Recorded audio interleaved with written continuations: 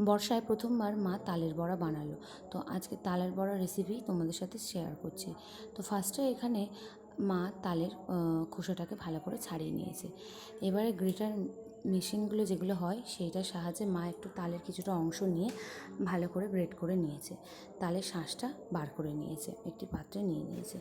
এরপরে কড়াই গরম হলে তালের শাঁসটা ঢেলে দিয়েছে মা। দেওয়ার পরে একটু নাড়াচাড়া করে নিয়েছে। এরপরে ওর মধ্যে একটু পরিমাণ মতন লবণ দিয়ে দিয়েছে। আবারও ভালো করে নাড়াচাড়া করে নিয়েছে। তাল যেহেতু একটু তেতো তেতো ভাব হয়, তার জন্যে তার মধ্যে পরিমাণ মতো বাতাসা, তারপরে পরিমাণ মতন চিনি দিয়ে ভালো করে নাড়াচাড়া করে নিয়েছে।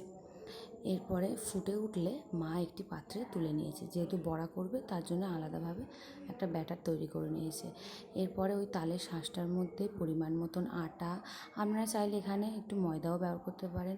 এরপর পরিমাণ মতন সুজি, চিনি দিয়ে ভালো করে মা বড়ার জন্য যে ব্যাটার তৈরি হয় সেটা ভালো করে মাখিয়ে নিয়েছেন। এটা খেয়াল রাখবেন যাতে ব্যাটারটা খুব শক্ত না হয়, আবার খুব যেন নরম না হয়। অল্প সামান্য পরিমাণে জল দিয়ে ভালো করে এটা মাখিয়ে নিতে হবে।